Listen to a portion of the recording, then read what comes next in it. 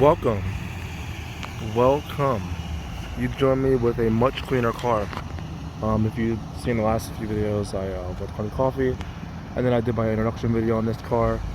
And that introduction video was doing pretty good, and I've had a lot of people comment, fellow VQ owners and stuff like that. So I kind of just wanted to do like an overview. So I've been driving the car for like the last week. After I got home from work, I've been driving it.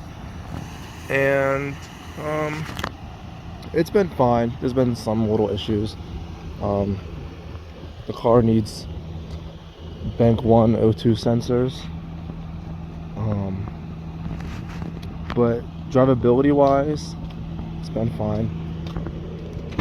There's been some things that I've been getting used to, really driving it for the first time and like having to deal with, like this shifter. It's very notchy. I'm used to like my Honda, which I could shift that with, actually you don't know. I could shift my Honda with basically my pinky and it would work. And same thing with the clutch. It's just little things getting used to. I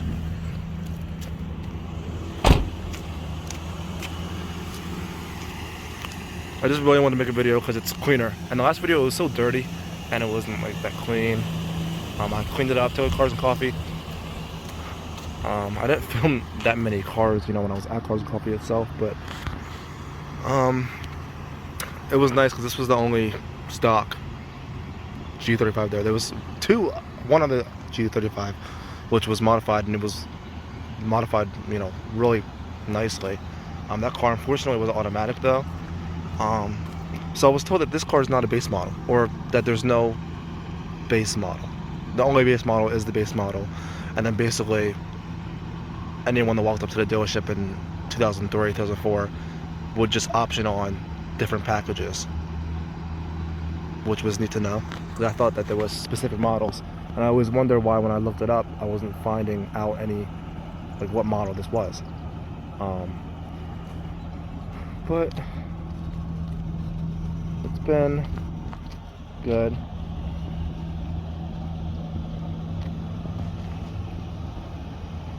No issues, no nothing. 161,000 miles. I don't know if I mentioned that in the last video, but 162,000 miles. And the interior is holding up. Someone said to use some leather cleaner. I will be doing that. This video is just a quick video, just because I wanted to talk about my experience driving the car, some first thoughts driving the car. I think that's probably what I'll name it, and everything about it. I think I'm gonna change these headlights and just get some LEDs, because they don't project that far. I have to use my high beams basically for everything. I might get a tint, like a 35% tint. That might look good. I talked about getting the wheels refinished. I'm definitely gonna get that. These are also on winter tires, so I don't know if I will get tires for it, but if I'm getting the wheels refinished, I might as well go ahead and then get some actual tires. There's some rust around the car, so there's rust here, rust on the other side. That can be touched up. This third brake light just needs to be replaced. It works. Actually, if anyone knows this, I've been trying. This is the biggest mystery of this car to me right now. Why does it have a third brake light up here and then a third brake light down there? Or I guess it'll be a fourth brake light, and they both come on when I hit the brakes. I thought that maybe someone optioned this wing on, and the wing came with the third brake light, but I've seen cars that have had this wing that don't have the brake light up there, so I just don't really know what's going on with that. We had an issue when the fuel gauge wasn't reading properly, and I filled the car up, and I filled it up and it got only to like a half a tank right here, and squeeze it like 25%, it should be able to fill up. It might just be a problem with the gas sensor thing. I don't really know. But I tried that, and then it got so full to the point where gas was coming outside of it, and it was falling on the ground. So I had to, clean all that up, of course. And I was like, okay, it's still not reading a full tank. I don't know what's going on. And then the next day, when I took it up to Garden Coffee, it got up to half a tank, and then it started rising, 30 minutes into my drive, started rising to like, right here, the 3/4. And then after I got in my car, to leave the car show, it was back down here. So, my dad was quick on it. He pulled the rear seats and he cleaned up those sensors back there, and it's been reading properly ever since. So that issue is gone. Overall, let's talk about the interior, because the interior of this car is very clean. But that still doesn't mean that it's a good interior. My Honda Accord was a 2003, and the materials that car had was better. Like the center console, even like though I had an Android tablet in there, when I didn't have that, the stock radio itself, it was such a nice unit. It felt nice, and then coming in this car, it feels like I'm going back 10 years, especially because this car is a cassette tape. My Honda didn't have a cassette tape; it just had a CD slot. Yeah, so it's weird. Well, I'm talking about stuff like that and like ergonomics of the car and stuff like that. I also want to like touch on this point, which I guess I'll touch on it right now. Is like this point. Well, it's 2 points. One, I was like, what did this car really compete with when it came out? And obviously there was a lot of competitors. Then the E46 BMW M3. Or you didn't have the M3. You had the E46 BMW 328, 330. The Audi A4s, the Lexus 300, so that was out with the 2JZ. Those are cool. The Acura TSX with the K20, K24. I feel like I'm missing one. Acura, Lexus, Infiniti, Audi, BMW, Mercedes, C-Class. And it's just funny because this car had the most power out of all of those cars. You had to get an Audi S4 to get comparable power with this car, and this was the only option. You get the car with this engine. And I was thinking about that when I was thinking about like a video idea, and like, but there's a bunch of videos on how Infiniti fell from grace, because I think this car and the G37 were Infiniti's last real hits, because especially with this car, because they really came for BMW and they surpassed BMW. And these cars now,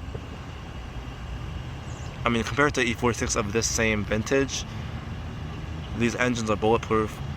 Parts are cheap. It's Nissan parts all around. E46 BMWs do look nice though. They're nice looking cars. I do like them, especially the coupes. They've aged well.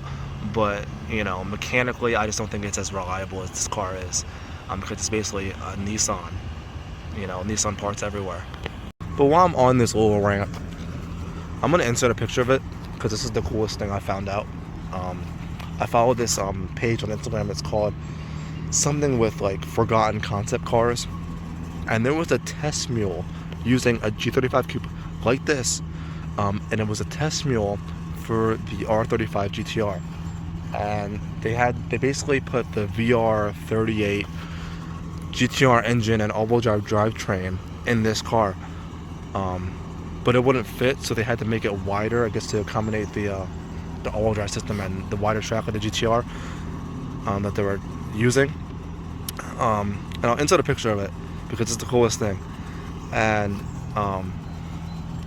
yeah, so basically that car was technically the last Skyline GTR, because it's based off the Nissan Skyline, and it had the GTR drivetrain and everything, and that's the coolest thing, and like no one knows about it, and like, but yeah,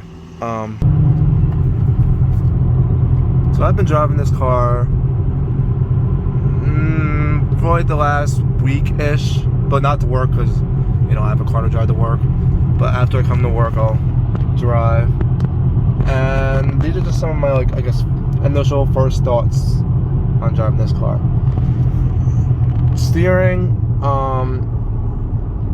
see, and I can't compare it to these new cars I'm driving because, first of all, you know, they're new cars, so you can't really compare on older car to new car.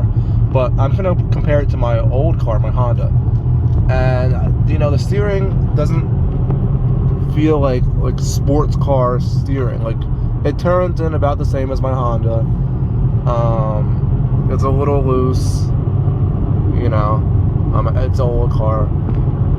The gearbox itself has been an adjustment because my Honda gearbox, the clutch grabbed from the bottom, and it was like as soon as you lifted up your foot, you were off, and it's very easy. It's a very easy clutch to learn. This is the total opposite.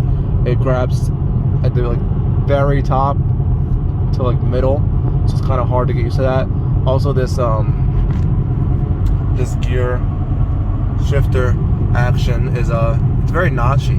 It's something that I was not expecting, you know, with this car. It's for it to be notchy, because, you know, the Honda, I could shift it with my pinky, you know, it's so smooth. But this car is not like that. And I've been driving this car, and it kind of feels like, you know, just in it, I'm driving like an older muscle car, you know, because the steering it's not, you know, I'm turning it and it's not really moving that much. And, you know, I got this quite, you know, a little long hood, and it has low end torque, which I'm not used to. It kind of just feels like, you know, like an older muscle car. But yeah, that's some first thoughts. Some other things that I've noticed in here were these like poor excuses for cup holders. I have like a water bottle that, you know, I like to put in, you know, to use. I use every day. And going to the gym in this car, that water bottle barely fits in this little cubby thing. It's not even really a cup holder. There's no cutouts for anything really there. And there's nothing down here. You can see my cheese curls, but there's nothing down here to hold cups either. So thank you guys for watching. As always, follow my Instagram at OEMG35. Leave suggestions below.